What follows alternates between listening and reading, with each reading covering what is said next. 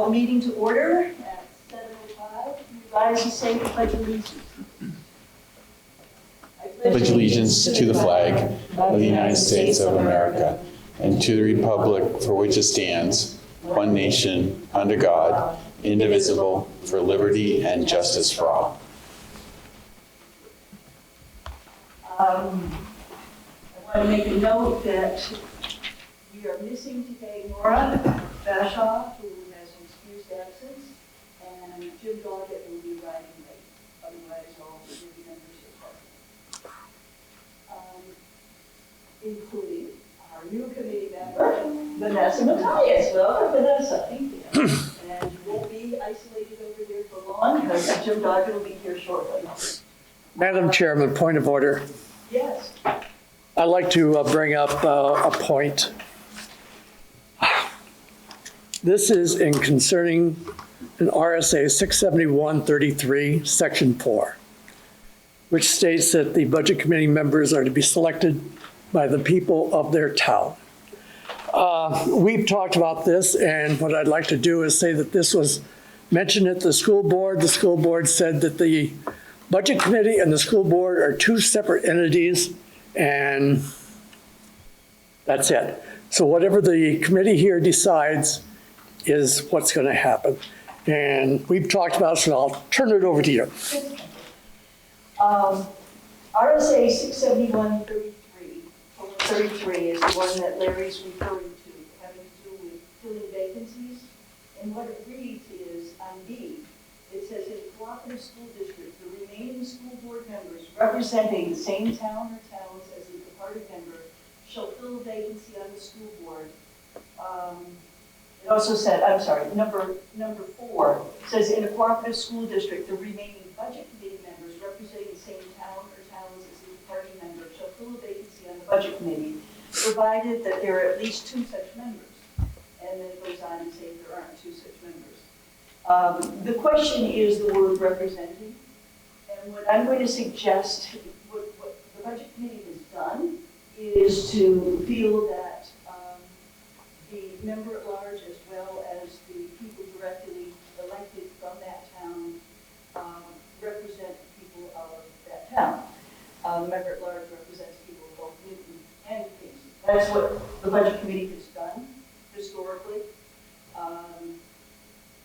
What I'm going to suggest is that in 2 weeks, we're going to be looking at revising our guidelines. We have a guidelines subcommittee that looked into some possible updates, and we're going to be debating those. And I'm going to suggest that we defer discussion about that and make that one of our guidelines is how we would fill vacancies, if that's okay with everybody. In the meantime, I would like to point out that Vanessa was elected unanimously by the 3 people. Not elected, selected. Selected. Yeah. Or appointed. So whether there were 2 or 3 people there, it was a unanimous decision. So it's not like it was, this is what you go to case law, but it is probably something the budget committee should figure out how they want to deal with, and how we want to deal with. So that's, thank you, Larry. Mm-hmm. And could I say one more thing? Yeah. Vanessa, welcome and good luck. On the agenda, there's an error, which I'd like to remove approval of the minutes of February 6th. We did do that at our main meeting. So that's what we got. Hi, John. Welcome. So we do have the minutes of May 23 to approve. Can I have a motion to approve them? Second. Okay, so that's Jim Doggett and second from Larry. Are there any amendments or changes or updates or revisions to the minutes as written? Yes, Cheryl. Yes. This is, oh, wait a minute, May 23rd, sorry, I'm looking at the wrong one. May 23, that's the one we're on. I'm looking at April 11th. We're really getting Sorry. Did I send? Sorry, I've got the wrong one. Never mind. Okay. Does anybody else have anything? Then the minutes is written. We have a vote, please, to approve them. All those in favor? And that's unanimous. Thank you. Next on the agenda, and the big item for tonight, is our business administrator, Matt Angel, answering the Q&A. Thank you, Matt. Yep. I'm going to turn it over to you. Okay, good evening, everyone. Before I start off in the Q&A, I just want to point out the superintendent has been discussing about next year's budget being a default budget. I just kind of want to quickly go over the statute with that, just so that everyone is informed as to what it means to be a default budget. I have a little handout that should be in front of you. It looks like this. Yep, and basically what I did is I copied and pasted the statute, and I kind of try to put it in a bullet item form. And it's not the whole section of that statute, it's only like one half of it. But this is the most important part. The first is a default budget is the same appropriation contained in the operating budget authorized in the previous year. So we're going to just start out with what was voted at district meeting last year. And then we're going to reduce it or increase it based upon each of the items that are bulleted. First, by debt service. Second, by any contracts. Third, by obligations that are previously incurred or mandated by law. And then finally, reduced by one-time expenditures that were contained in the operating budget. All right, any questions on the default budget? Is this something different than it's been before? No, I just have been fielding questions about the default budget over the past several weeks because the superintendent has been talking about bringing forward a default budget. I just kind of wanted to go over the specific statute for it. Superintendent bringing forth the default budget? He wants to bring forward, his budget is going to be the same as the default budget. Oh, okay, it's the same, okay. First I've heard of that. Who's he been speaking to? His principals, his direct reports? He's been speaking, I think, to the school committee. He's been speaking to people out in the public, to board members. Okay. I'm aware of it. You mentioned it last meeting.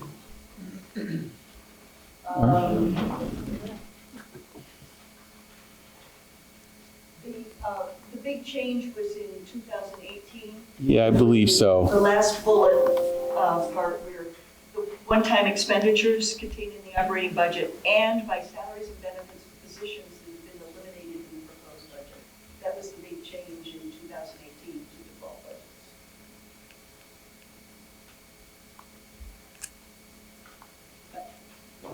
Okay. Okay? Okay. All right. Now on to the budget questions. Now the first, here, I'll wait for it to come up. Go ahead and start.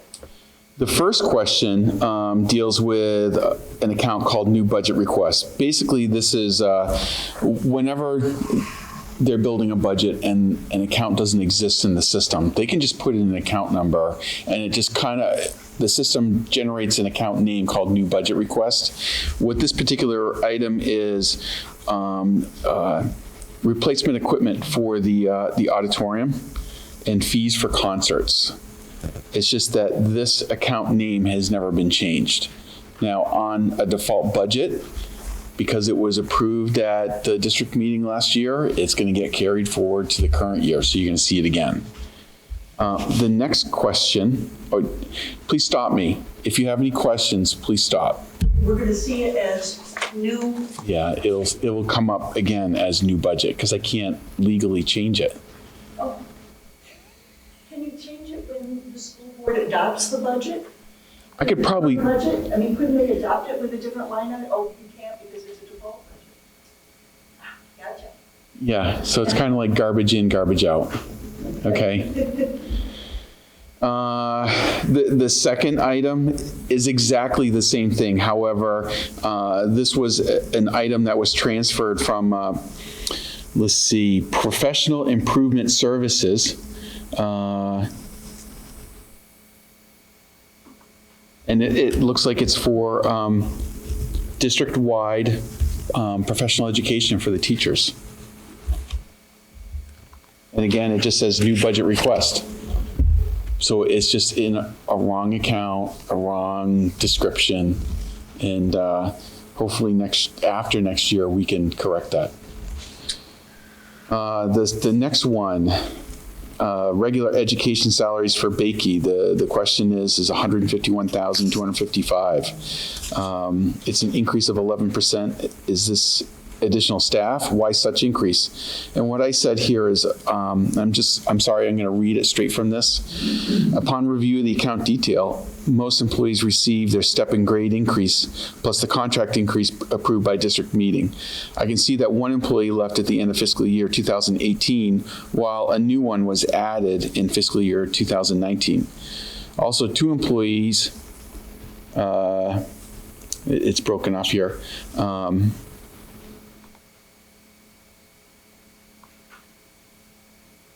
Two employees, basically this is in the same line where this account was the recipient of the full activity. Upon review, this account should have always been the account of choice. So basically these two employees were classified in the wrong location. Two employees began receiving specials, this is a new item, in fiscal year 2019 that they did not receive in 2018. There were also 3 degrees. So 3 employees received master's or higher degrees that they didn't have in the prior year. As a result, it increased their pay, pushing them to a higher track. One employee had a significant unpaid leave in the prior year while working the entire year in fiscal year 19. And then another employee had unpaid leave in 2019, but none in 2018. Okay. May I ask, please? Yep. What is a special? When these employees begin receiving specials, what is that? These would be duties. So just So this would be paid like, for yeah, so, stipends for taking on additional duty? yeah, so it would be like bus duty, lunch duty. Okay. The next one here is regular education salaries for the middle school. $98,287.78. And why is this a 7.2% increase? Upon review of the account detail, most employees receive their step and grade increase like the prior one, and the contract increase was approved by district meeting. I can see that one employee left at the end of fiscal year 2018, while a new one was added in 2019. One employee had unpaid leave in fiscal year 18, but worked in fiscal year 19 without leave. One employee began receiving a $1,500 special, and in fiscal year 2019, they did not receive in 2018. One employee received a higher degree and moved to another track, which increased their pay. 6 employees left employment while 1 was added. All right. Everybody, if you have any follow-up questions or anything like that that you can answer quickly, that's one thing. If not, then we will, submit them and he'll come to you here at our next meeting to, go through. So if anybody needs more information, more detail, or more clarification of what Matt's saying, please speak up. Can I ask a Yes, question? Jim? Yes. Could we get a list of the specials that are Sure. being considered for the teachers to acquire the extra income? Yeah. Just so it's transparent to what they are actually doing Yeah. versus others? Let me make a note of that. Sure. Yes, Vanessa. It might just be me because this is new for me, but is there any way to get like a breakdown in terms of like, oh, these employees left, this one came? I mean, there's a lot of words in there. Is there any way to get like a number breakdown? Like, this is what came out, this is what came in? Yeah, we Is can. that too much? I don't know. I Yeah. mean, if it's a lot, I don't want to. I'm just thinking about, for me, it's just a long list of numbers. So I'd have to, and it's not necessarily broken up by employees. Well, it's broken up by the employee's ID. So I can see when they start and when they leave. I mean, it might not be that important, but it's just something I thought of as I read it. Okay. Yeah, because I'm more of a numbers person, but.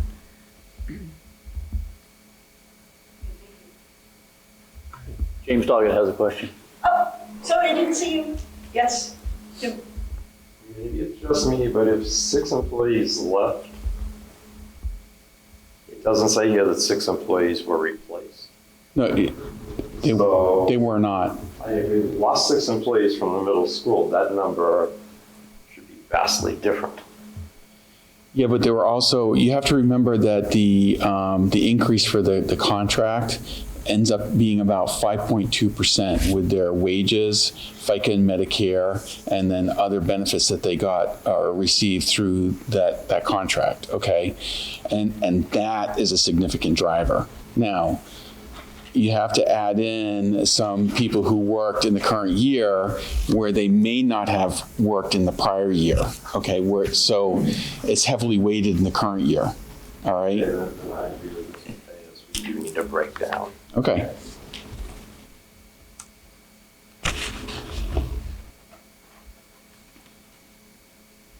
Any more questions on that? Okay, All right, the next one deals with stipends, $4,500. This is before and after school care. And so this stipend existed in the past, but was reclassed as a budget adjustment in the prior year. I don't know, I know you're new, so you may not have the answer to this question, but could you tell us what before and after school care Okay. entails? Before and after school care would be, it's like a special where someone's providing care for the children before school and after school so that the children aren't being unsupervised on school property. So this is like when the buses might come early and they're there? Yes. This is not like a service we're saying people can drop off their kids at 6 o'clock, No. you know, pick them up at No. 6 in the afternoon? Right. Okay, And thank you. that's the Y program that they can do that with. Okay, thank you. Okay? Well, can I ask one more question, and just for my curiosity? We've talked about specials, you answered my question, we referred to stipends, and I even called a special a stipend. Is there a distinction from an accounting perspective in how they're handled in the budget? The only distinction that I really focus in on is making sure that it's properly classified for the job duty that they're doing so that it ends up in the right bucket for state reporting. Job description, actually? Yeah, so, I have to break it out by function. So within the function, it's going to be like regular day, special education, custodial services, administration, and then I have to break it out by an object code, which is more like a purchasing code, which is going to be salaries, benefits, purchase services, and property, and then other. Okay. So really, it's driven by the function, what it is, what value added they're Yeah. providing to the district. and Right. How it trickles through. Yes. That's really what I wanted to know, and why there was a distinction. Yeah. All right, thank you. Okay. looks like this next one is exactly the same thing, right? Yes, it is. But this one here, One's for Memorial and one's for Bakey. correct. You know what, these codes, we've had a list of codes, Matt, Yep. in the past, and for our new members and maybe former members who have lost it. Yeah, yeah. It'd be good to have the codes again. Okay, so I can, so let me back up. For the two budget stipends, I'm sorry, to the two stipends, 21 is Bakey, while 22 is Memorial. Okay, and when I go down through this, I'll start listing them off. The next one here is the support staffs for salaries for the high school, $26,999.28. The question is, was this a new hire and for what purpose? And I said, this appears to be a shift of employees from one year to the next. Prior year's employees were compensated at a lower rate than the current year. What do you mean by shift of employees? So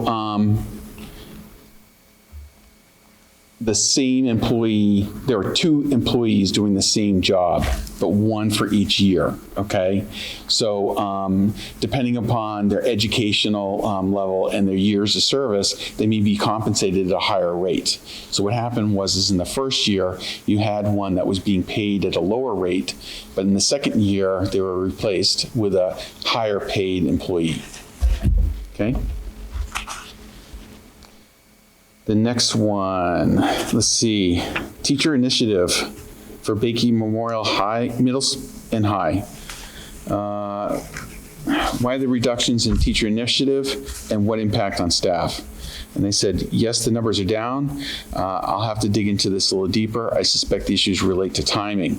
I noted in fiscal year 2018, there are many transactions at the beginning of the year related to the prior year, and there was also an adjustment to reclass the expense to fiscal year 17. So you're I'm gonna have to dig into it further because it's a legitimate question. yeah, okay. Well, thank you. Yeah. No, We appreciate that. I have to say all these questions were very good and they were all on point. They were educational for me to really dig into it because right now I'm looking at everything at more of a higher level. So digging into the detail of numbers is just like an excellent exercise to go through. So can we expect to have an answer on that on the 24th in 2 weeks? Or I know you're scrambling to catch up with everything. So, you know, I don't want to make an impossible thing. I just want to set the reasonable expectation. On the 24th, that gives me really a week because I won't be here next week. Oh, that's right. You'll be on vacation. Yes. Congratulations. Yeah. Probably not. Okay, you may have some follow-up questions for the 24th. That would be good. Okay. Yep, and I'll have to get those all done. Okay, thank you. Okay, the next one is contracted services, SRO. And the question is, this position's been eliminated or has been made an employee instead of contracted services? If the latter, where's the cost found? I said, this is not a position, but rather true contracted services. The district had to hire a local police department, well, hire Kingston Police Department to provide SRO services. In the current year, the position is filled by a district employee. Last year, we just had an illness, and we needed to fill that position while that person was out. Does everybody know what SRO is? School resource officer. That's another thing that we have is a list of acronyms. So we need to get a copy of that for everybody. They have been since we asked for it. Yeah, but yeah, we'll need it again. Okay. Let's see. The next one is regular education. Now, this is a total of a function, and it says it's a $1.1 million increase. And I had to, the first question deals with contracts are about $600,000, and what is this cost for? And I had a little problem because we were looking at different information, and I'm showing an increase of $1.5 million. So I broke it out based upon the 1.5 million.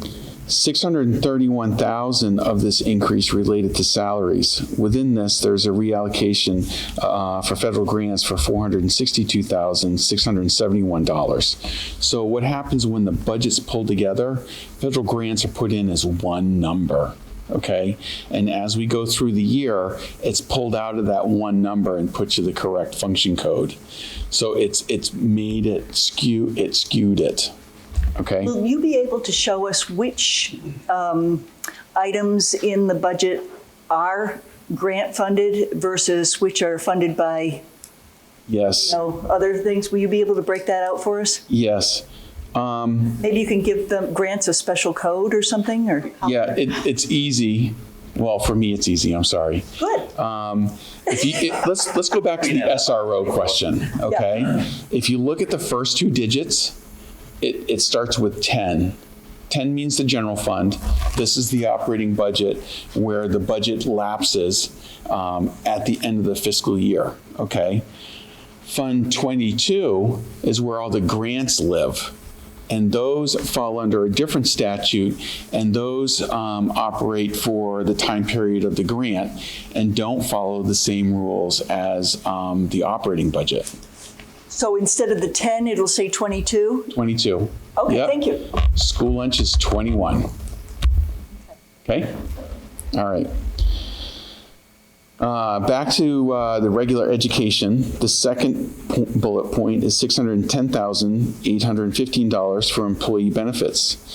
This is an increase in health insurance.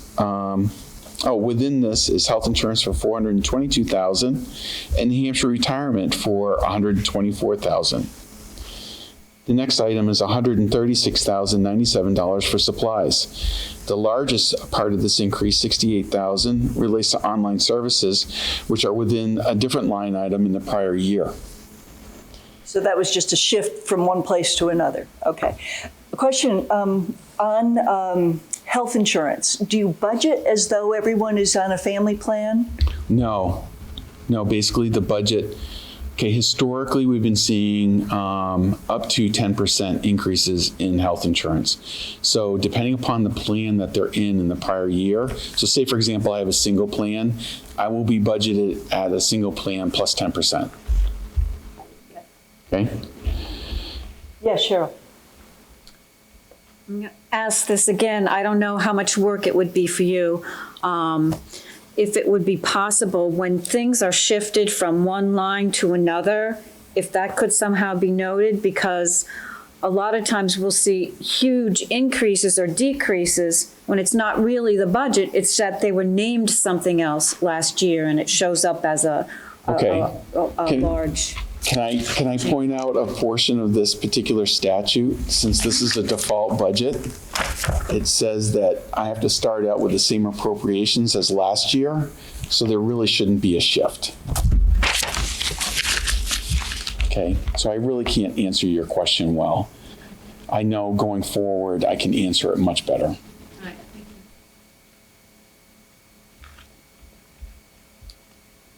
All right. The next question within that regular education, there's already been some teachers reallocated from classroom teaching to intervention in both the middle and high school. If so, what schools, subjects, and specific number of teachers in addition to the math coordinator in K through 8?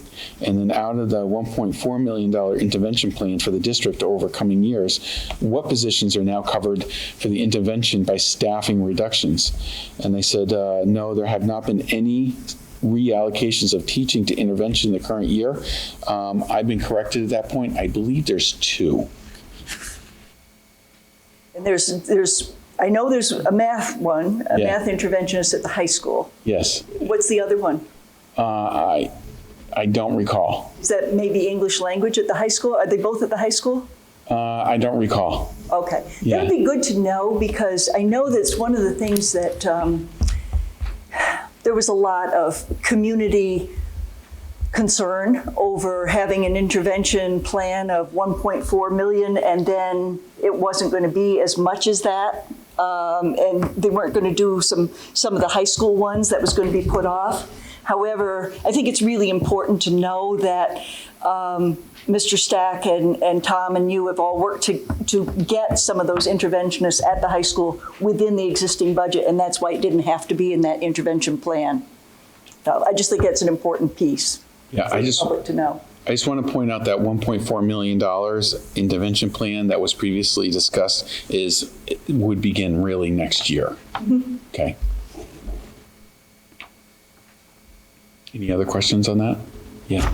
I have a question about the question. So you may not be able to answer it. The part that says, what school subject and specific number of teachers in addition to the math coordinator? Has the math coordinator position changed? No, there is a math coordinator. It's just that the math coordinator is an interventionist. It's just the only one that we had on staff before. Oh, I've never heard it called that before. Okay. Because we didn't really talk about intervention because we didn't have a lot of it. Weren't they shifted into that position? Pardon me? Wasn't the math coordinator shifted into that position? No, that's been there for 10, 12 years, the math coordinator. But what has happened is there are now 2 interventionists at the high school that were done by, instead of having staffing reductions, they were reallocated to those positions. So is the math coordinator now going to be into this intervention plan? Is that I think we'll shifting hear over? more about that from Tom. You know, and that would probably be appropriate for him. It's not really so much of a budget item as a kind of a planning item, if that's okay. Okay. I'm working on staffing for next year. I can't even answer it based upon next year because right now the number is just a big blob to me. But I'll be breaking into that. I can answer it better this time next year. Yeah. Okay, the next line is special education, $457,237.96. The question, This is one that I know is an inaccurate number. isn't it? Okay. Since you were good enough now to give us the Excel form of your original, Okay. you know, it's not the same. That number doesn't show up. So, Okay. Yeah. That was my question, and it was because of my little attempt to make an Excel sheet when we didn't get one from Matt. Do you want me to Then he gave us speak one. about some of the items in here? Pardon me? Do you want me to speak about some of the stuff that's in here? Or? Sure, go ahead. Yep. Basically what I said is I'm seeing an increase of 43,000. Well, I'm rounding up to 43,000. However, I see an IDEA, this is special education, budget was not broken out in the operating budget. This is a problem on how the budget was developed, where the federal grants are lumped as a single number, and it skewed the data from one year to the next. Regardless, I'm seeing an increase in salaries related to benefits that are due to the new CBA agreement, the collective bargaining agreement. I'm also seeing an increase in healthcare costs. And finally, I'm seeing an increase of out-of-district placements. Excuse me. Okay? So there are more out-of-district placements than there were last year? I'm just seeing the numbers. I gotcha. I'm not seeing, I do not ask questions on student data. Because I don't want to know the specifics of those particular students. But an increased number of cases or an increased expenditure? Increased expenditures. Okay. Oh, I remember that was going to go up a tremendous amount. Remember when we did the budget last year? That was one, the out-of-district placements was one that was going to be a big increase. That was one of the areas that was going to be a big increase this year. So that's probably what it is. That's Seacoast, right? No. No, that's not part of special ed. education. This is special ed. Okay. You know, people have to be placed, can't go to school here. Or we can't provide the services, don't but we're provide the obligated services. to pay for them to receive the services elsewhere. Better put, thank you, Mary. Okay, the next one is technical services guidance. And it's for $39,301. And what is this for is the question. This is an account to track costs related to student testing, such as the SATs and the PSATs. Yes.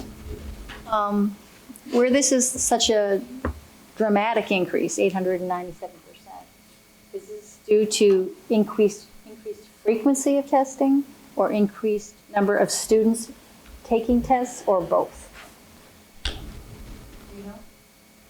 I do not. When I look at the detail, I'm not seeing an increase so much in expenditures as I am seeing an increase in the budget.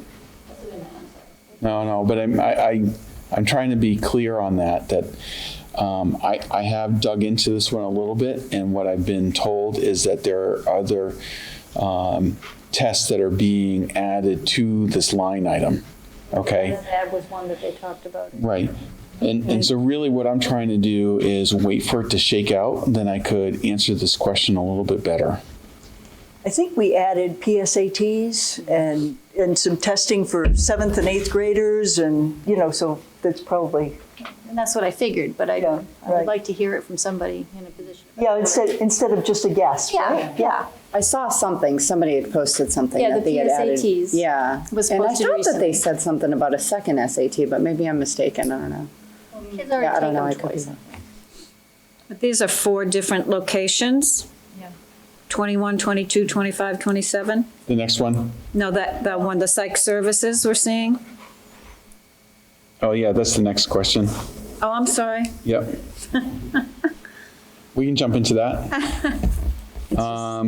21 is Bakey, 22 is Memorial, 25 is the middle school, and 27 is the high school.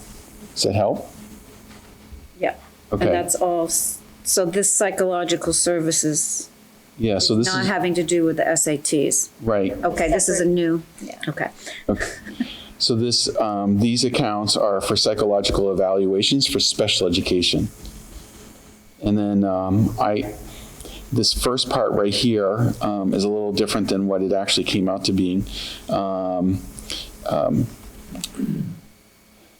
The company that really makes up those line items, the name is SRSD. And they're the ones who provide special education services. Now, within inside of SRSD is another, it's like a division, but it's like another entity, and it's called SOROC. And what that is a drug abuse prevention program. And the reason why I want to point this out is because you're going to see this come up in the future because they've just recently lost their funding. And I have to say that SOROC provides an excellent service to the school district, and we're going to have to come up with some sort of creative funding to keep a drug abuse prevention program from continuing in the district. Question, do we have a person who's writing grant applications like Mr. Trammell used to pour out? Is somebody filling that gap? Here, yes. Yeah. Yes, but that person wouldn't be doing this for SOROC. Oh, really? Yeah, because this is really another entity. Okay. Right now, they're providing the service at almost no cost whatsoever. And there's an employee that you would think is like a regular employee here, but she is housed here, yes. And she really services 8 different schools. But from what I understand from the administration here at the high school, her service here is just invaluable. Okay.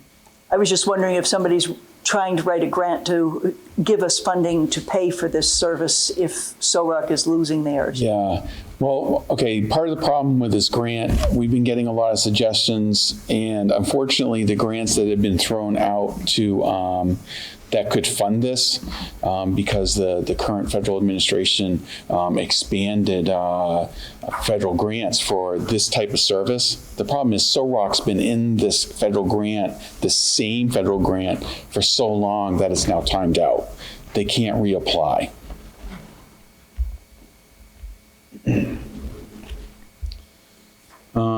Let's see.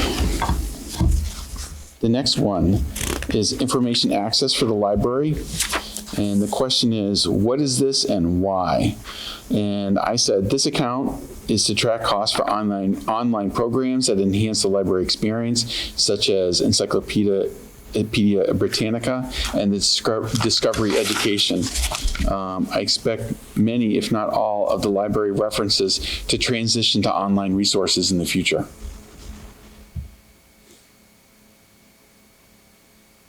Okay. We still have some that aren't? Yeah, Wow. but most, I mean, they're really transitioning. I'm seeing more and more go on. So I don't recall if this was a new budgeted item or if it's an increase, but the 246% at $26,255. Is this something that was brand new? No, I believe it's just an increase. Yeah. It's not a one-time expense? Do you think it's an ongoing? This will be an ongoing expense. You know, Well, this is software to tell us what we have and how much it costs us. It tracks. no, this is an account that tracks the cost for software that the library uses. Specific to the library. Yes. Didn't we have a major undertaking, you guys, someone in the administration last year, or 2 years ago, we asked get your hands around this because we've got all these subscriptions and all these online fees and it's out of control and a great first call was done. Yeah. But admittedly, there was a lot more that needed to be done. Yeah. Is this any part of that? Yes, it is. Okay. Can I speak to that? I would love for you to speak. Okay. So let me just talk about the process behind it right now. In my perspective, if an educator wants to have an online service, there's a form that they have to fill out and they have to provide specific information about that online service. And then it has to be approved by the building principal, and then it goes to the director of academic services. And the director of academic services, if she agrees with it, it goes on a list of approved online programs. And I'm provided that list whenever someone asks for any purchasing, and I can catch it as an online program. I will compare it to that list, and if it's not on the list, I bounce it out. If it's on the list, I will approve it. And what I'm finding for like new stuff this year, as an example, would be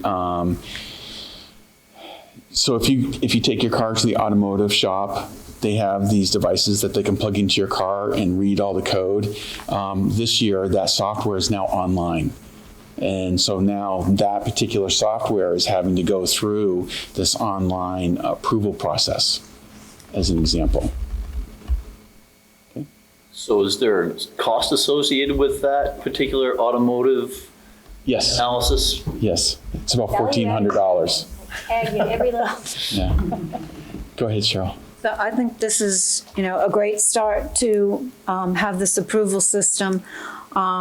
Is there already in place, or is there a plan for monitoring from year to year whether or not subscriptions that have been made are continue to be valuable educational experiences, so we don't just keep, okay, it's time to renew, and we just automatically renew? No, they don't get automatically renewed. The list gets reviewed every year. And also there's another service that they're looking at where it's a collaborative between a lot of different schools, and we can buy these services through that collaborative, and they can provide a lot of the analysis for us. And then they can also give us statistics as to like the number of kids who are using it. Right now, I can't give you those statistics. So it's a work in progress. It's a work in progress. Yep. Yes, Jim. Actually, Cheryl and Mary are right. A couple of years ago, remember they added $50,000 and nobody could tell us what they were going to buy. This was subscriptions. We asked at that point for them to look into it. They're still waiting for it. No, we actually have. Yeah, it's in our team drive. The whole list of all the subscriptions. They did it last year. The librarians did it. And they got rid of quite a few of the obsolete ones and duplicate I ones. was just going to say, hopefully we'll be seeing Low frequency. a lot of that be reduced. And as Mr. McCarthy said, I don't know why we're going to online for computer codes for cars, because it's a nice little tool. It's about $45 that tells you exactly what you need. You don't need to go on a computer and have a subscription in order. And it's usable indefinitely. I think the car was just an example of something. It wasn't something that's being used in the district. If I'm correct. It's not. They haven't purchased it yet. Analogy. Okay. Well, It's just that that's what you said as an example. so- it is an example, but it hasn't been approved yet. Okay, hopefully it won't. And there are more of the things that we used to be able to get on CD, which is now almost a dinosaur. That's right. That you can no longer get on CD. Yes. They make money because they make you subscribe every year. It's like textbooks. And it's, you have no option anymore. Office 365. Yeah, exactly. Okay, the next one. You ready? Okay, legal services, and what caused this decrease? And I said. There were several one-time issues that occurred in 2019. The budget, it cut it off. So basically, I gave a 3-year synopsis of the account balance. The first in fiscal. It's up on the screen here. Okay. Fiscal year 18 was 28,000. Fiscal year 19 was 94,000, and 2020 was 30,000. So in fiscal year 19, there were 2 collective bargaining agreement negotiations. In fiscal year 20, there's only 1. Does that make sense? Yep. Okay. The next one is other property services. Why is there a reduction here, and what are the other property services? I said the reduction should not have been so dramatic. However, the account tracks environmental costs, or environmental and remediation costs, such as groundwater testing. In fiscal year 19, there was a one-time cost for testing and remediation at the seminary property. Going forward, we should incur reoccurring groundwater tests, which is required since Flint, Michigan. So every single faucet, every single water source in the school district is tested, and all the results from all those tests are published on New Hampshire DES's website. This is the Department of Environmental Services. So if I could just point out, you see the 70 there, that's for the seminary campus, or that's for district-wide District. expenses. That's district-wide. Yeah, so that's Yeah. why it's down for that one, because of the seminary. Okay. Okay. The next one deals with property insurance and why are there reductions? Okay. And based upon account data, it appears that the cost of property insurance has decreased. Actually, I looked this thing up yesterday afternoon, and what happened was for a 2-year period, our insurance company has flatlined our premiums. Okay.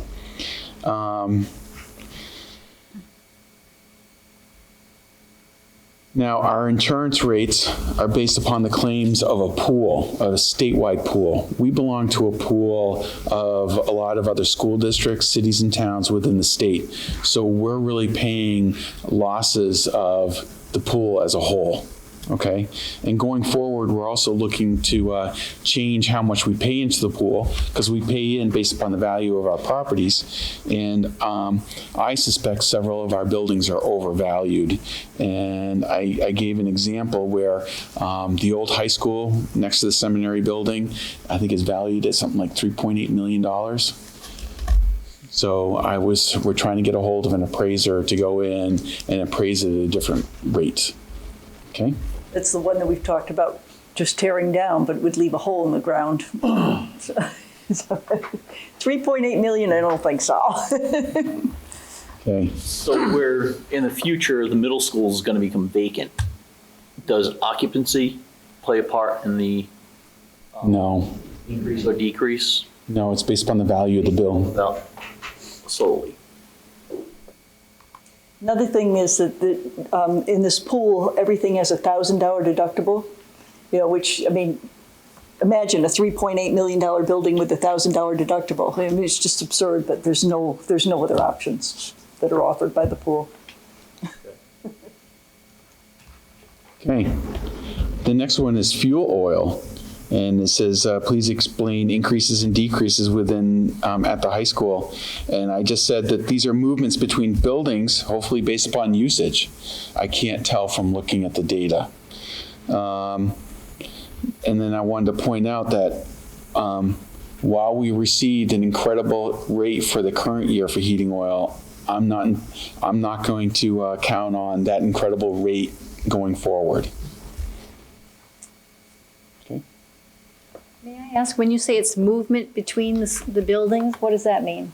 Some buildings use more in some years and less in others. So you just allocated it with a fudge factor? It appears that it went that way. Personally, I would prefer to have heating oil to be more based upon usage within that building times a particular rate. Okay, I'm sure it's been done in years past. I can't see the logic just by looking at the account data within the system. Could you speak to the energy audit that you're looking at? Okay. While you're on the subject On this of fuel oil? topic? Okay. So I'm looking at two different companies that are going to come in, and they're going to look at every single light, every single heating and cooling system, all the motors that we have that it runs fans, anything that uses energy. And they're going to put that down into a report, and they're going to say, if you remove this, like right now we have fluorescent lighting. If we were to remove all the fluorescent lighting, you can get some rebates from your electrical company to offset the cost, and we can replace all the lights in the building, okay? So this, hopefully, once we replace all the lights, the amount of electricity that we use in the building will decline, okay? So I have two companies to come in that want to come in and do this, and they're going to provide a very similar report, but they're going to recommend different vendors for lighting and heating and control systems, okay? But I want to use this report to advocate to the taxpayers that we need to spend some money on some of these things. For example, it's to replace every single light in this particular building to LEDs is going to be about $600,000. We may get $300,000 as a rebate from our utility provider, and then we can pay the $300,000 back over a period of time like it's a bond issue. But we should be able to see some savings in our electricity usage. And that was one of the things that I think is important that you've told me, which is that you're going to be looking at the ROI, how long it'll take to get the payback for whatever investment is made. And I think that that's a really key part of what's going on here. It's unlike the middle school windows, where the savings for energy was going to be 27-year ROI. 48? Yes. It depended on what year you were looking at the cost of fuel. But it was an absurd argument for doing it for that purpose. There may have been other purposes, but it was just an absurd argument.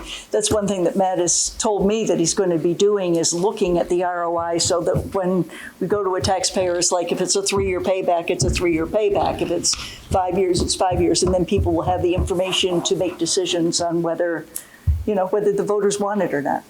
So I want to expand a little bit on the energy audits. This is at no cost to the school district. Basically what they're doing is they're trying to sell us a product that will benefit the school district without increasing taxes. So they're trying to say that if we reduce the amount of electricity, that reduction in electricity should pay for the debt service over a period of time. And they're making their money on that little sliver. And things like the digital controls or something for Bakey that have been kind of bandied around for years, and that would have like a 3-year ROI or something, is what they told us in the past. So that would be part of that. Yeah. Okay. The next one, care and upkeep of grounds. And the question is, please explain the increase. And they said this is an individual line item that the increase ranged from $400 to $4,060. So basically, this is a total for all of care and upkeep for the district for all locations, okay? The largest increase appears to be just general maintenance at the high school, and I've noticed an increase. It's a combined $6,000 increase in maintenance due to the age of the high school. For example, the dust collector blew its filter bag. It really made a huge mess out in the parking lot. And that repair cost several $1,000s. And we've also been replacing the door hinges in the high school. Where the most used doors, the doors are actually starting to sag. So if you go to the front entrance, the second door from the left is the most used door in this building, and we've had to replace the hinge on that. Now this building went into use in when, 2007? Is that? I think it's 6. 6 or 7? Fall of 2006. 6? So the year 2006-7? Okay, so, and now it's 2019, so it's, what, we're in our 14th year of this building. We call it the new high school, but it's 14 years old. Yeah. Which is still new, but. We're going to start seeing maintenance costs go up. Okay. The next one is student transportation. And the question is this according to a contract? Are there any bus route changes this year? And I said, any increase to student transportations relate to contract increases. That's it. There really aren't many changes to the bus routes. I believe one bus route did have significant increases in stops, but that's really it. The next one deals with student transportation for the homeless students. And again, 21 is Bakey, 22 is Memorial, 25 is the middle school, and 27 is the high school. And the question is, have there been any increased needs, or is this just a place to park? I'm sorry, just parked in case a need arises? And I said mostly yes, meaning that this is a place to park funds in case a need arises. However, we do have students who fit into this category, okay? Under a federal statute, I can't really remember the name of it. Anyways, the statute requires us to provide transportation for homeless students. So we have to have some funding in there. May I ask? This is 4 separate line items with $65,000. Not all of it is accounted for, it's reserved Yes. in the event of an emergency. How many students are we currently servicing that would fit this category? Bigger than a bread box? Today, Yeah. 1. And I've heard that cost, right now the cost is minimal, but I've heard that cost may jump significantly. And it's for one school. So it's a guess. So it's a very fluid It is. estimate. You can't count on an increase in homeless population from one year to the next. And I don't mean to sound naive or terse, but if these are homeless students, are we busing them to somebody else's home out of district, or are we busing them to, heaven forbid, like a car parked in a parking lot? How does that work? It just seems so counterintuitive to me. If they're homeless, where are we busing them to? From where they're seeking shelter at that given moment. And that could be a moving target. So we're busing from Newton to a homeless shelter that's, Or anywhere, wherever they're seeking shelter. It could be grandma's car, it could be a Winnebago, it could be but yet they out have of district. residency here. Yes. It's complicated. I understand it's complicated, but I just don't understand how other authorities aren't involved with Think of it the other way around. the safety of a child. You live in Newton, your husband walked out on you, you don't have a job, you move to a mayor's house in Haverhill. Your child is still entitled to come to Memorial School. So we send a bus down to Haverhill, bring it up to Memorial School. You are technically homeless because you are living in a shelter. You do not have your own domicile. It's not, there's a car under a bridge somewhere with, some children in it that go to school. That's a different scenario. But this is more for people that are displaced out of town. Usually they're short-term. They're And transitioners. right. Sure. Okay. Because literally at the end of the school year, if you're living in a mayor's house at the end of the school year, the following fall you are a student in the Haverhill School District. That's the way the full health works.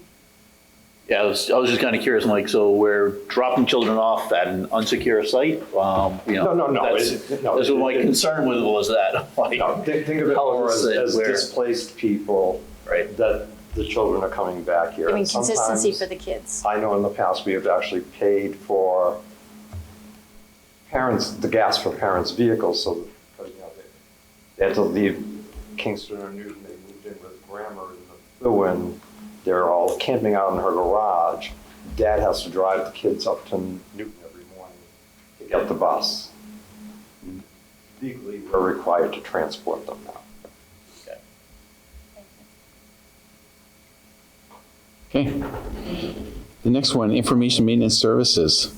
The question is this new software identified last budget season? Has it been spent? How do actual costs compare with estimates? Is this a one-time expense that will not be in the new default budget? And I said, most relate to online software that's being used to operate the school district. We were in the process of shifting our online software resources to a consortium that will streamline monitoring of usage. Here, however, we're evaluating online resources annually, which are budgeted here. So a good chunk of that list of online resources are here. I asked this question, last year we had, there was an urgent need for IT to have some sort of software that was roughly $160,000 in order to, I don't know, it was one of those must-have things. And I didn't know if this was, it kind of matched that amount. This isn't that amount. No, these are online services. Last year, that was $160,000 to replace the accounting software that was used in the school district. This one was for IT. This wasn't the accounting. The accounting was the year before, as I recall. But it was also $160,000. Yeah. So did IT get their new system that they needed? I'm not aware of what system you're talking about. Okay. So I can't answer that. All I can say for the accounting one, we're still on the same accounting package we've had for years. Yeah. Okay. So that is going to be, I'm going to try to resolve that as an issue this year too. And that could be a free upgrade, or it could cost like $300,000. So it ranges from 0 to 300,000. You have a big range. Yeah. Well, if we stay with the current vendor, it's 0. And they have a really good product. The problem is I don't think I can say to the school board, please sign this agreement to convert to the next software package without kicking the tires of all the other software packages out there and get the best product for the district. So, all right. I'm not happy with this. $160,000 increase is for online software being used to operate the district. Can we have some specifics on that? You want to know the specific software? $160,000 for online software to operate, that's just a lot. And equally shocking is the fact that it's a 63% increase. Yeah. I mean, I'd like more detail on that, please. Definitely. Yeah.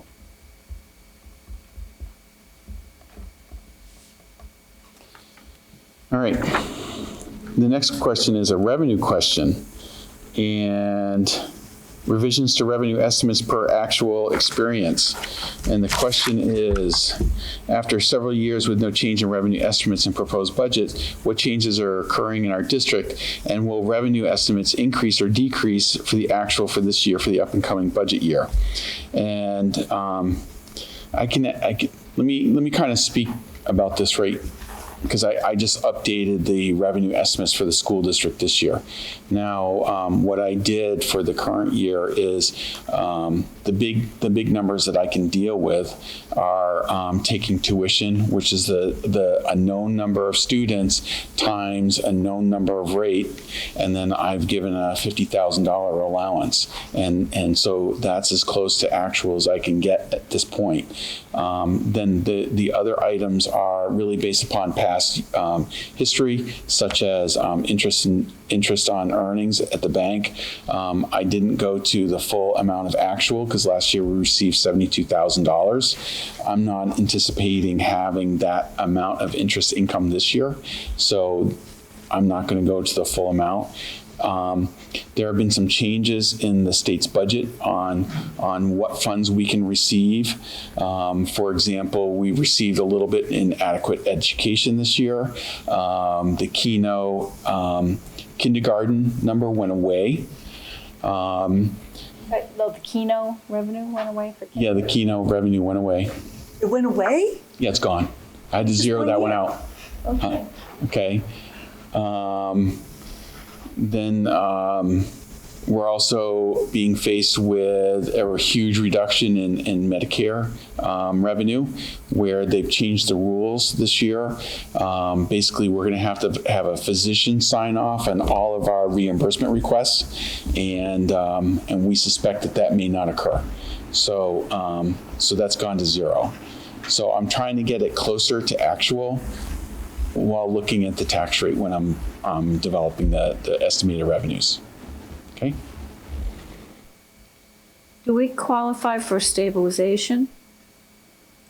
I think one of the towns does, but the other does not.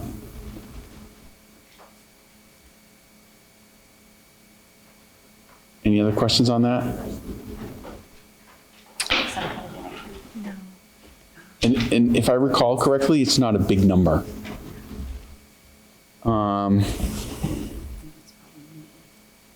The next question dealt with general facilities.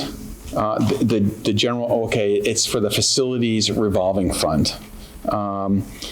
And, well, actually, it's two parts. There's an expense for, let me just ask the question. We're now paying $6,000, I believe, as a stipend for facilities rental manager. Have rental revenues gone up or down or remain the same? What is the status of the facilities fund now? And what are the needs for the auditorium? What needs for the auditorium are being paid for out of this fund? Now, it's a two-part answer, okay?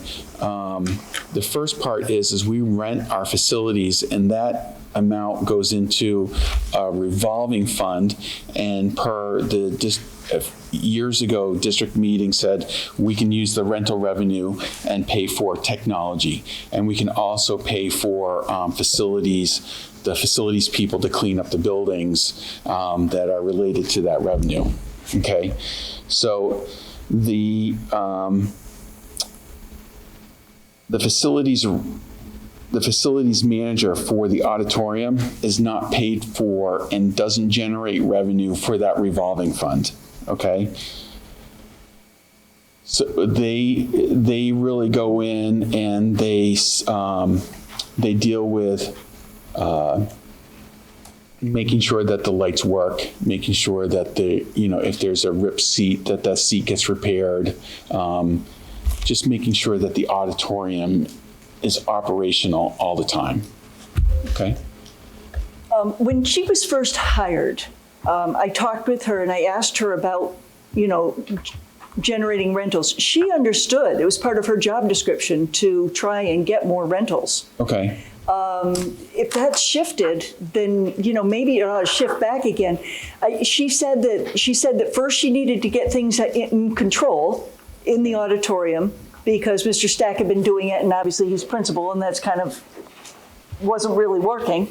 But then she was planning to be proactive about getting some rentals. So I don't understand what maybe has changed. Okay, I'm not getting that from administration. I had a second part to that, I forgot.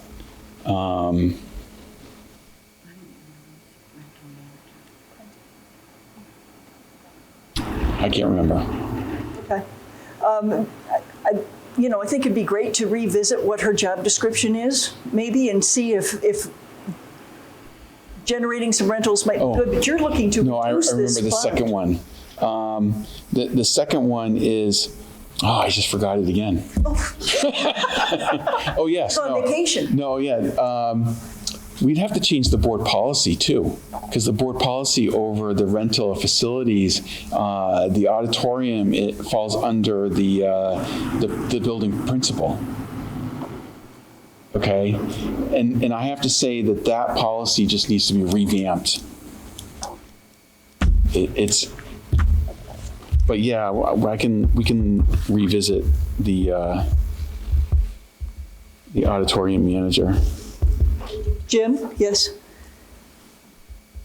If you remove the selling the auditorium for rental use from the job, from what she does, so you're basically talking about a custodian.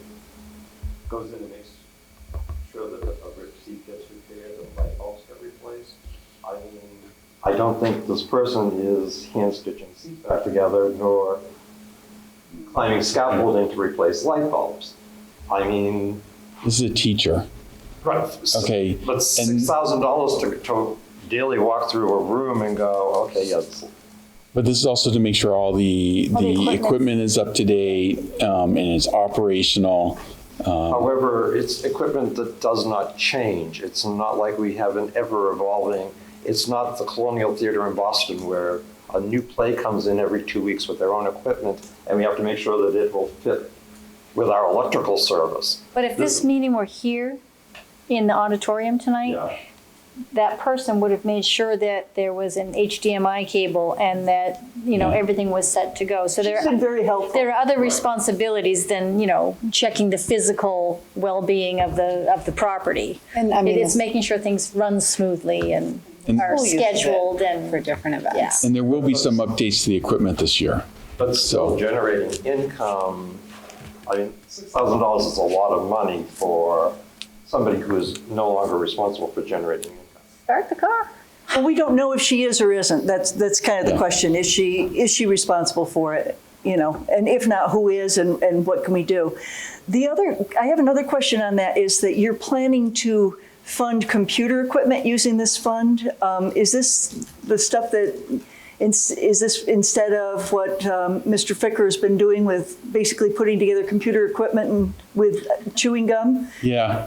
Yeah. So the fund really is to use rental revenue for technology purposes.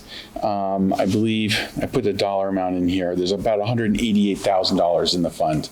And I think it's time to start spending that fund down for technology purposes. We bought switches last year. Yes.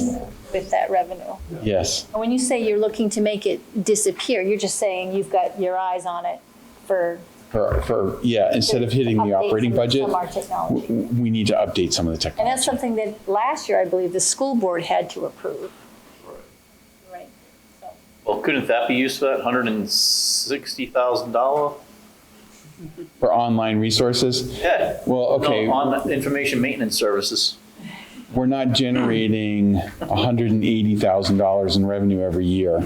There's probably about 5,000 that goes into it every year. It used to be about 25. Yeah, And that's why I'm concerned. Why has it gone down, to only $5,000? It used to be about 25 that was going in. And of course, the big portion of that came from renting to the charter school. that's right. You know, And 'cause- and they're no longer here, so we don't really have significant building rentals. Right. But why did it go from 25,000 a year of renting facilities down to about 5,000? It's the I'd just like charter to know, and school. what can we do about it? 'Cause it's a Oh. nice fun to be able to do some of this technology. Yeah, I think what we need to do is start generating some more programs for people to pay into for here's some of my ideas for the summer. We have summer enrichment where we have some summer camps going through the high school. Why don't we expand on some of those programs where we can offer, maybe work with a local town recreation where in the morning we can have some skills training camps for say soccer, and then have a robotics camp just before lunch. We have a school lunch facility where we can probably feed them. And that's a program change that I'd have to deal with. And then in the afternoon, we could probably bus them over to recreation or do a golf camp over at the golf course. And we could generate revenue that way. I would suggest you go outside of the local. Because that's money's, if it's the recreation department, we pay for that in our town taxes. So you're gonna be, so I'm thinking of the gymnastics, regional, tournament or something like that. I think we used to get a lot of those. We used to have dance recitals. yeah, an invention convention or something like that, where people from all over the state were looking for a large facility. Yeah. And they generate their income from the people who belong to that. They pay their fee in and they go to this, once a year or something. And I mean, we've got a beautiful facility here that would be nice to advertise that we would. I tried to do that with an organization, And their response was, you're out in the middle of nowhere. We also need to have a hotel to provide, lunch to. Well, we're reorganizing, let's put some rooms in. We like being in the middle of nowhere. Okay, Well, you can convert the middle school. There we go. That'll be our put that on Airbnb. residential facility. I'm just kidding. Okay, the next one is Student Information Systems, Infinite Campus, Gradebook, and Wazel, Pinnacle Gradebook. The question is this info was detailed on a spreadsheet provided to us. Both of these items have gradebook next to their title. It costs for over $30,000. Can you explain why two are needed? And then in the response that I received is one is a student information system. This is the one that keeps track of all the student name, address, age, significant information. And the other one keeps track of grades, homework assignments, and so on. Okay? It's just that one does a better job at the grade book than the other. Okay? The next one is the new SAU rental. Where is the funding for this rental space for the SAU coming from? And then, so there's two parts to this, okay? The first one is I'm actively looking to carve out budget to pay for the middle school transition to the high school, where this is one of the many line items that need to be funded. However, the middle school library position is not filled, which has become the funding source for the SAU office rental. Yes. After reading this answer, I went to the budget to look for the line item for the middle school library Yes. to see if it was in fact blank for the middle school or reduced, and I didn't find that. It's not reduced, right? And this is going to be one of the budget adjustments that's going to come before the Finance Committee at their next meeting. Had this question not been asked, those funds, provided they were within whatever the guidelines suggest, over or under $5,000 or $10,000, can be transferred between line items. And that's something that maybe would have been a request. I was going to move it anyways. And you have the right to do that? No. I have to go and ask for, I interpreted what you were saying is that because this question was asked, I therefore am bringing up a budget transfer request. And I'm saying I was going through the budget anyways to go and make movements, but I have to ask the Finance Committee for approval to make that movement. So if this question hadn't been asked, it was part of your game plan and it would have shown up in a subcommittee meeting Yes. down the line. Yes. How many others of those are there where you're actively looking for funds? How many other That's going to pots be. do you have? I'm making. on your radar? I'm going to be making a budget transfer request at the next Finance Committee meeting, just for funding the middle school transition. So we're actually asking. I went around and asked each of the schools where can we cut back where we're not funding something to pay for this transition. Do you have any idea, round figure of what you're looking for? I moved about I haven't moved. I'm going to ask to move about $560,000.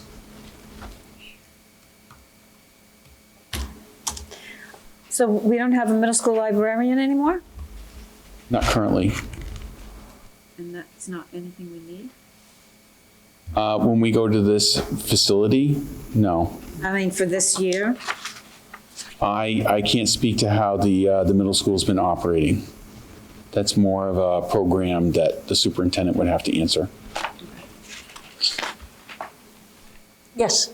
Can we have a copy of the lease agreement in our board packet of information?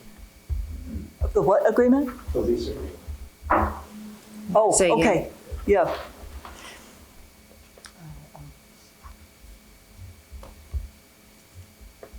May I ask, Matt, just on a high level for my curiosity, of the $560,000 that you have targeted for reallocation or redistribution, does the lion's share of that come from the middle school, which will be No, closed down? no. It's just all over? What I did is I asked each of the schools to please give 1.54% of their overall budget. Thank you for being very direct on that. I like that. It was spread equally amongst all the schools. Okay?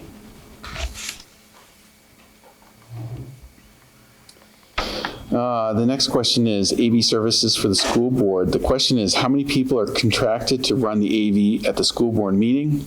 How much are they paid for per hour? Is that overtime pay? Are there any high school students being trained to do some of this work? And as was stated when the proposal of using paid staff for this task was put forth, what are the annual costs and what can be found in the budget?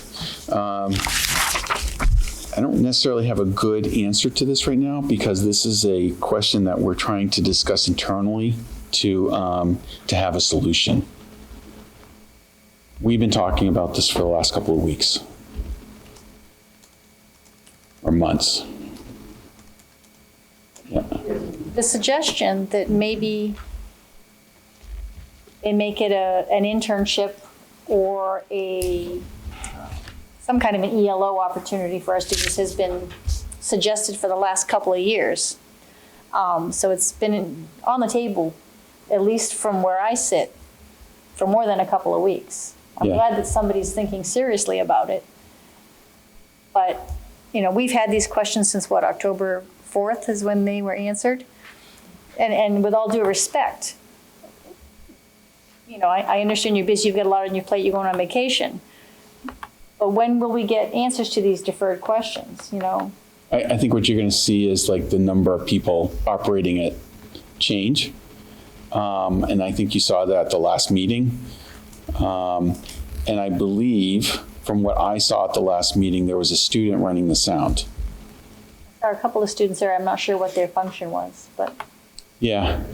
I'm never sure what their function is. There's always a pack of them.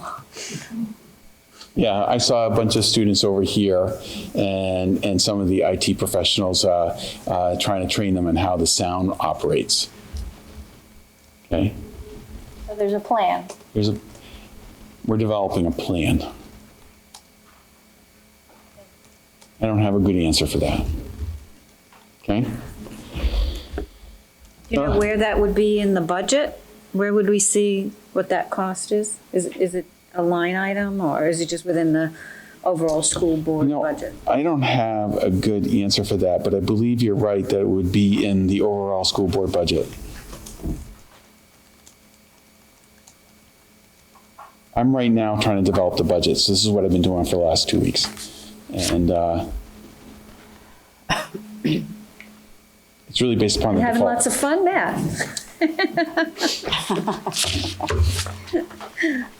Okay, the next one is it's a general tax question. What's the likely tax impact of the approved budget? The question is what role, if any, from the revenue source? What role, if any, is there from other revenue sources? What is the impact of $400,000 now held by the school board for emergency expenditures? How does the amount returned to taxpayers this year different for the past 5 years? And why was the amount of unexpended revenues higher in the past few years? Okay, the first question, or my answer to the first question, is the role of other revenue depends upon the restrictions applied by the sender of funds. If the funds are general and for tax relief, then real estate taxes go down. However, if the funds are for a specific purpose, they can only be spent on that purpose and for no tax relief. Does that make sense? So if I get a grant for books, I can only buy books for it. Okay. The 1.5 million that was estimated, I believe, in the budget last year for revenues from other sources beyond the tuition, that would be federal and state monies. Is that coming in at about that, or where do we stand? Can you give us a breakdown of the revenues? basically that are, I don't know what form it is that you filed it. Oh, it's called an MS-24, and it's not all the revenues. It's kind of hard to explain. I'm going to go into this in more detail in the future. I've asked Annie to provide the school board and the budget committee an opportunity to kind of show you how the budget's put together, and then how the revenues are put together, and then how an estimated tax rate is determined. Okay.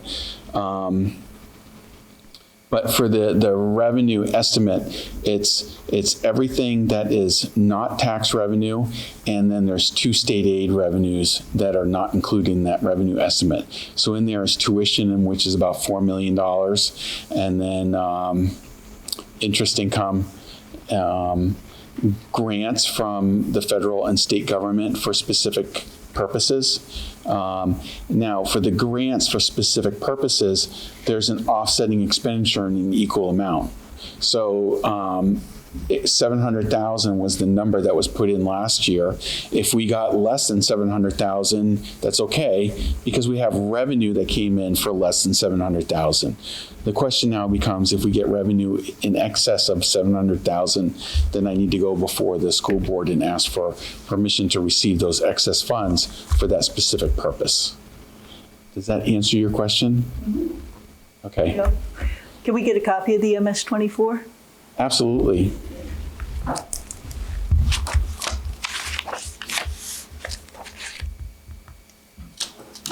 And the copy that I'm going to give you may change one more time. I have an opportunity to make a change to it just before the tax rate is set. So as time goes on, I learn more about the estimated revenues, and if I need to make an adjustment beforehand, we're going to make it.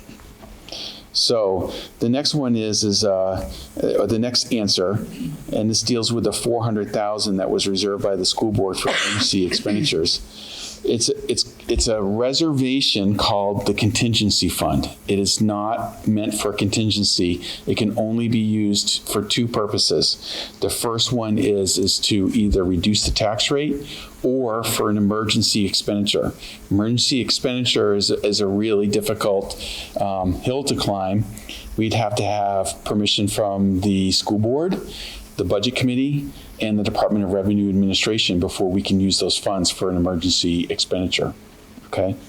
So the second part of that question asked about the tax impact.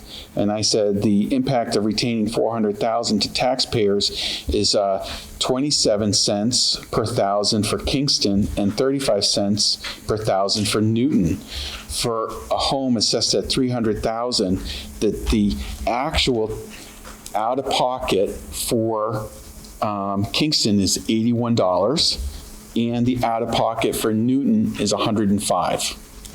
Okay. While the amount retained can be used for emergency expenditures, it can also be released to reduce the tax rate as well. In my opinion, the district needs to retain funds because it has no other tools to smooth the tax rate. I'm anticipating next summer, I won't have as much to reduce the tax rate, mostly because of the middle school transition. So if I can take some of the funds this year, release it next year, to try to smooth the tax rate over. Okay? So those numbers, 27 and 35, are in addition to the increases endemic in the budget, such as teacher pay increases and whatnot. Well, you can't say it's an increase. That's how much your tax rate is not decreasing. We're saying the same thing. Yeah. Okay. It's money that could go in the taxpayers' pockets, but isn't. Exactly. It's being deferred for the future. As long as the school board continues to retain it. Yes.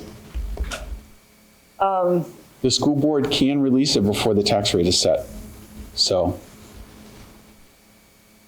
All right, the next answer is the amount of unassigned fund balance differs from the prior year by roughly 400,000, which is the amount retained for the contingency fund.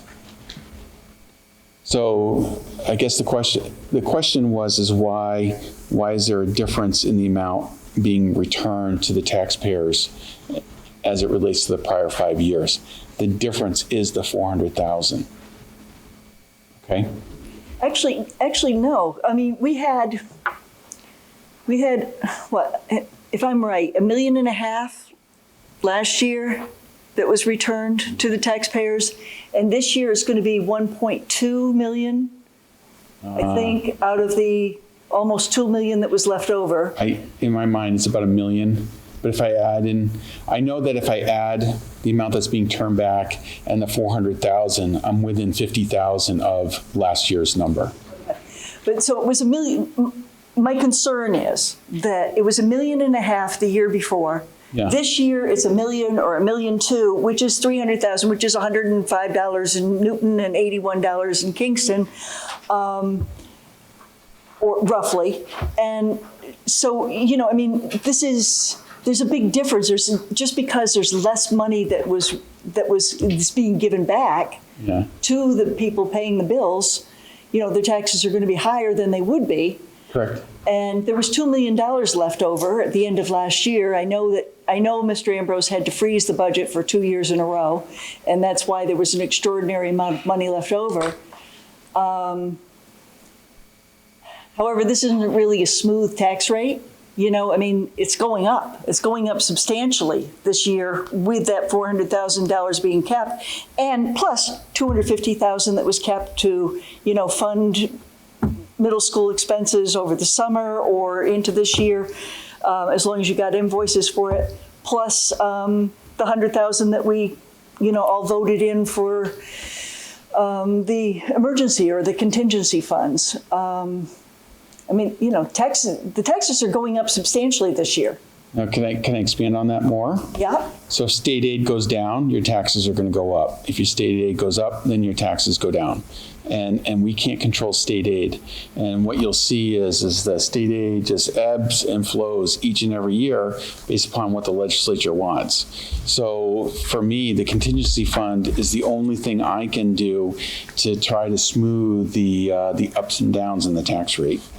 And Like losing this Medicare funding. yeah. Medicaid. Medicaid. Thank you. All right. The final answer I have to this multi-part question is first off, I really can't answer certain financial conditions that occurred in the prior years because I simply wasn't here. But I'm going to be able to work towards more of a comprehensive look at funds being returned to taxpayers. I'd rather spend more time or more effort in planning, which will reduce the amount. Wait a minute. I'd like to look at the amount of being returned to taxpayers more of a globally solution where I'd like to manage that amount. Okay, and that's really what I'm trying to say.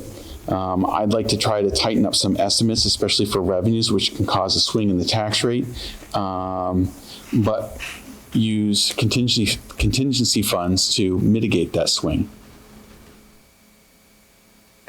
Okay.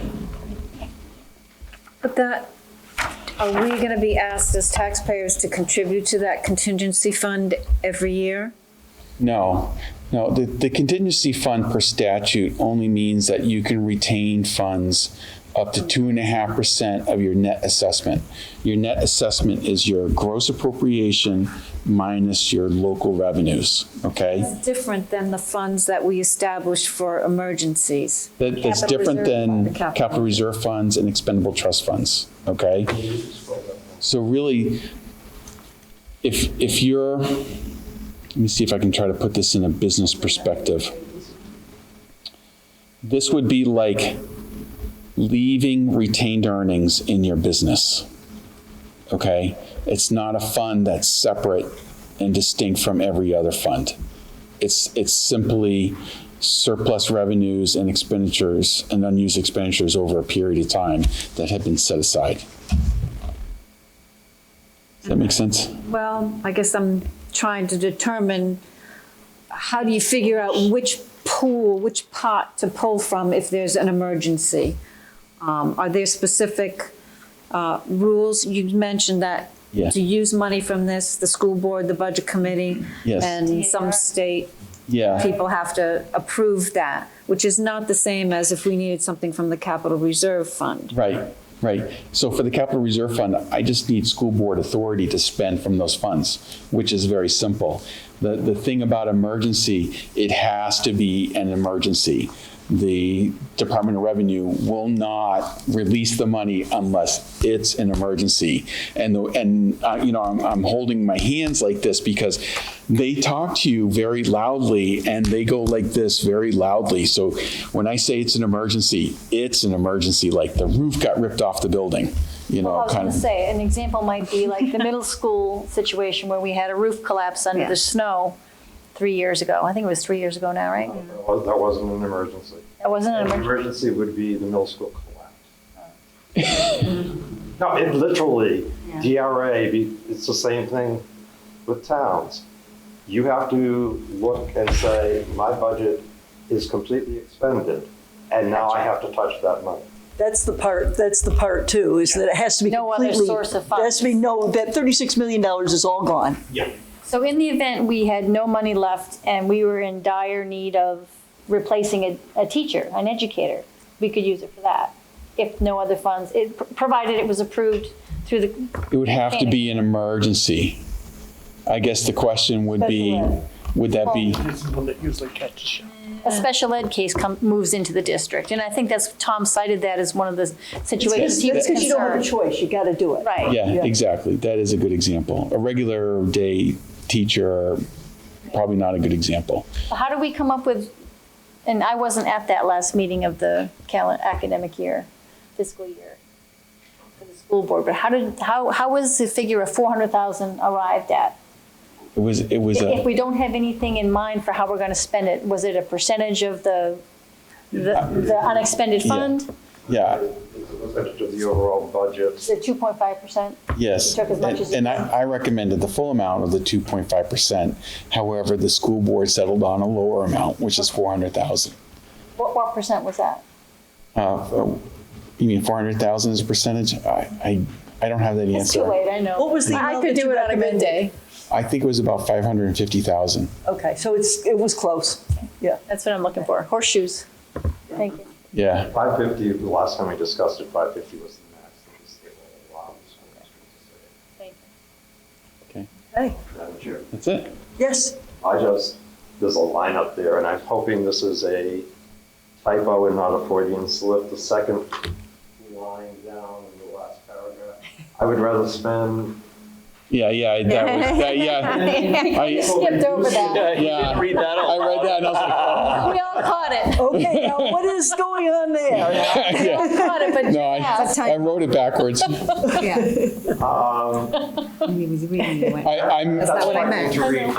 No, yeah. I'm spending more effort trying to bring clarity to expenditures to make sure that we're getting the best.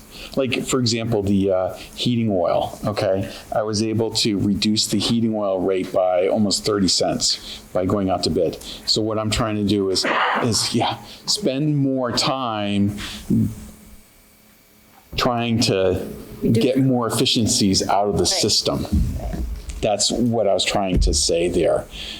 So reduce. And you're also trying to tighten up the revenue estimates so that the budget is a little closer to what is actually needed. Yes. I mean, you're trying to, so there won't be maybe as much left over. Yes, exactly. But I'm not going 100%, I'm going like 97%, okay? Because I don't want to run into a revenue deficit situation, because that's a whole other problem. Yeah, Cheryl. Again, rough estimate. What do you think is reasonable that we should expect would be the unexpected fund balance of a $36 million budget? Like, is it 1.5 million, like, way off? It really depends upon the community. It's a really community answer. I hear you. Well, every year when we go through this process, we ask the administration, what do you need? What do you absolutely need? What are new initiatives that you have that you think would benefit?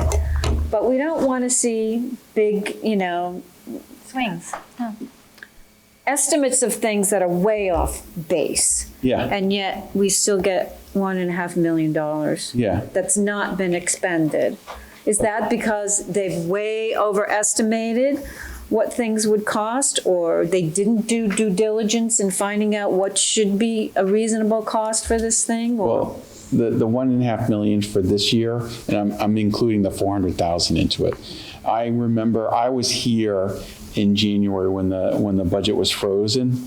And I remember having discussions at that point about the possibility of losing federal aid for special education.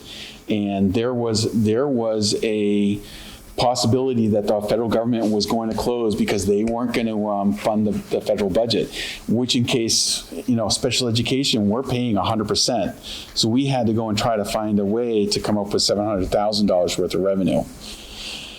And that's the only way we could do it, is to freeze the budget. The year before, Mr. Ambrose had to freeze the budget for a possible special ed need.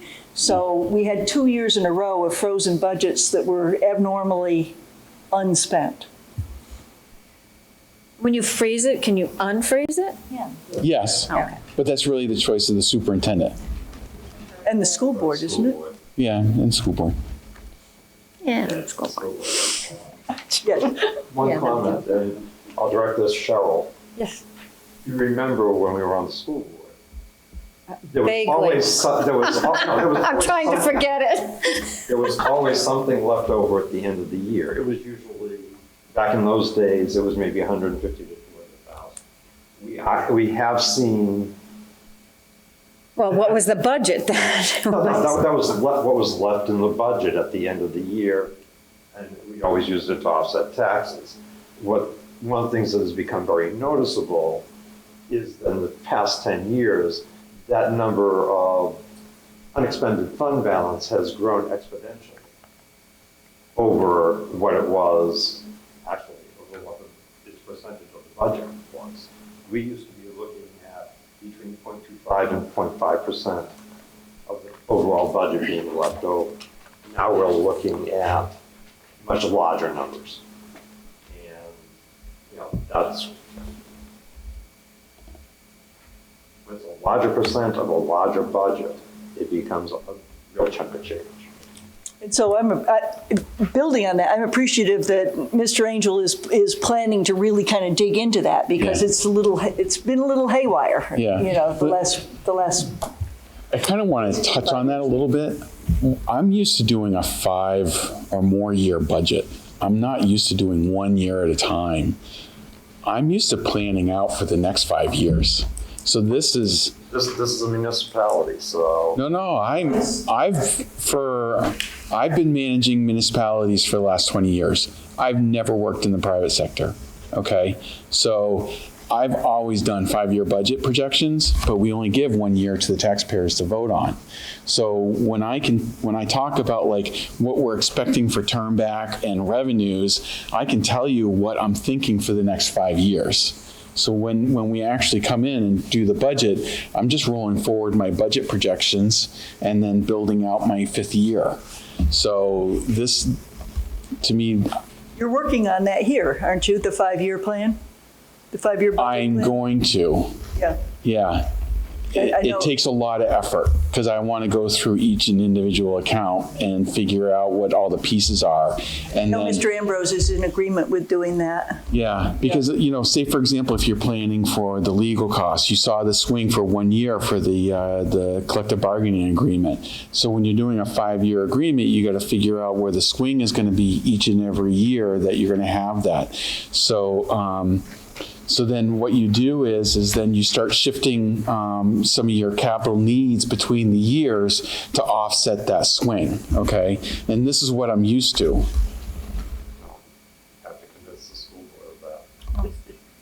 the school board who decides the ultimate I know. budget cycle. Right, but then I can just say to the school board, so I'm expecting 3 years now, or 2 years from now, that we're gonna have an increase in legal, okay? And so prepare for that, and maybe in that cycle, we're not gonna buy a truck, okay? Don't say that word. You know that's not a good word to use in Yeah, this district. okay, I heard that's not a good one to use an example for. So kind of along that same lines, we had a giant shift in administration a couple years ago. We had a 5-year strategic plan, it was up, and the school board is supposed to do another strategic plan, they've been talking about that. We had a 5-year capital plan, that was debunked, and I don't think it's being used. So we are now with no long-term plans, and we have this huge project that we're doing next year. Is it reasonable to think that the school board and administration would be able to make some long-term plans kind of in line with what you are thinking of doing, what would Okay. benefit the district? So over the summer, I worked with the facilities committee to develop a 5-year capital improvement plan. And so that's in place now. I don't want to say that it's as robust as it was when Carol was here, but it's a start. Okay, in there we went through. Really, I really want this energy study to start feeding that. But I know that in, say, like the next, beyond 5 years, we're going to be starting to look at maybe a new roof up on this building. But that's all, it's all starting to get planned, okay? And then for the operating costs, I want to build a 5-year projection, and so I can give everybody an idea of what I'm thinking for the next 5 years. The budget would support those long-term plans. Yes. Yeah, well, the CIP would support the budget and would support the arguments that I would have before the taxpayers if I'm going to have a special warrant article to fund some of this. And I can give you an idea. I think one of the items that's in the capital improvement plan is funding security, a security entrance for the memorial school. Okay, and so when, not next district meeting, but with the one after that, I'm hopefully going to have plans and projected costs and ask the taxpayers to fund that specific project. But that has to go hand in hand with the strategic plan overall, not just a budget. Capital improvement is more, Yeah. that's budget oriented and, But- infrastructure and stuff. But the strategic plan for where is this district going educationally? Okay, I can't speak to that. Well, addressing that, I was led to believe that Mr. Ambrose made accommodations for the security to Memorial in his grand master plan for all the switching of the schools. Yes, I remember Really? that being brought up, actually. So. Oh, no, I think he was. If you come back to the people and say, hey, No, but now we have to secure the front of the memorial. No, and then I you think go he back was- in videos and see that he already mentioned. Hold on one second. He was talking specifically about putting a police officer in front of the building. No. He was talking no. about shifting the way the building is designed to provide a Okay, secure because entrance to the building. I pulled out these numbers from his presentation. I'd be curious to see this because what I did was I actually pulled out the numbers and I'm using that as part of my budget adjustment that I'm going to ask the finance committee to approve at their next meeting. Okay, so I'd like to know about that. Well, he said that the savings from the restructuring would help to Yeah. For paying for support that. that capital investment. So now broke it down. the subcommittee meetings are being videotaped. So anybody who can't attend that finance committee meeting is going to be able to see the videotape. Budget committee members probably would be pretty interested in where those items are that you're looking to shift. So I think, I think that will be a really good source of information for all of us. I'll probably go to the meeting. When is it? It's next Wednesday. Oh, a week from yesterday? Yeah, next Before Wednesday. next school board meeting. Yes. And I have to say that recording those meetings, I have to record the meeting. I'm not going to be here. So I'm actually going to hand the recording device to somebody, and hopefully it gets done. So if it doesn't get done, it's because they're new. If somebody on the committee who knows how to run it. It's a different recording device. Yeah. It's not the one. It's not this. It's a new system. It's really an iPad. Isn't it? Yeah, it's just an iPad. Well, I'll probably attend, so I'll be happy to help. Okay, great. Yeah. So may I ask, you're not going to be at the school board meeting next week. Will you be at our next meeting on 2 weeks from today, which Yes. is the 24th? Yes. Because I have another round of questions that I've just been Yeah. Okay. pushing along. that- Anybody who has questions, please get them in by a week from yesterday so that I can put them together and get them to Mr. Angel and Mr. Ambrose and whoever they decide to call upon. Thank you. Yeah. Thank Thank you you. very much. Appreciate all your time and effort and what you're doing. Thank you. Great. Thank you. The transparency is very nice. Thank you. Okay. Public comment? There being none, any committee comments anybody has to say? Anybody have any? I have Yes. a question, just because I'm new to this. So when you say to submit the new rounds of questions, some of the action items that I wrote for Matt, would those be, like, I would like you to break it out, like, would I submit that as? Sure. Okay, all right, Sure, I think he took notes on that, but, you know, Already be on the list. okay. that'll It can't prevent hurt to anything from make falling sure. through the Okay. cracks. Yeah, that's great. It's nice to have that, the format too. If you put it, submit on the format here, and then he answers on the format, it's makes it a lot easier to look at. Pages of questions? Okay. Please be advised that questions that, as we've seen here, you know, questions that have to do with kind of past history versus, you know, Matt can speak to this year versus last year, but it's really hard to speak to trends over 3 years because we've had 3 different business administrators and, you know, I mean, it's just, you know, it's just tough. He can't be responsible for a lot of that stuff. But Sure.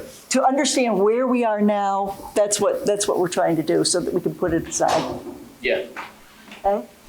Anybody have any other comments? Questions?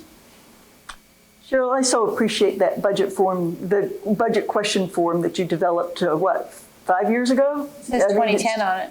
Yeah, it's been, you know, it definitely works. You know, I'm the but- forms lady. Yeah, so definitely works. Anybody have anything else? Our next agenda items are going to be actually this business administrator presentation of funds and revenues. What Mr. Ambrose and Matt have decided is to do that at the school board meeting, the joint school board meeting. So he's going to be doing that presentation at that time. He will do follow-up answers as we just discussed, and we'll go over our budget committee guideline revisions along with how we fill vacancies. That you missed that part of the discussion. We're going to kind of put that into the guidelines probably if the members want to, you know, kind of how we fill vacancies. I actually have to get going very shortly, but Well, I think I we agree. are. I agree with the way we handled it. And that's, yeah, That's- I do too. But, you know, there are people who have different opinions and we get to have, you know, I think it was successful. It worked well. There being any further business? Move to adjourn. Thank you. Second. Okay. All in favor? Thank you very much.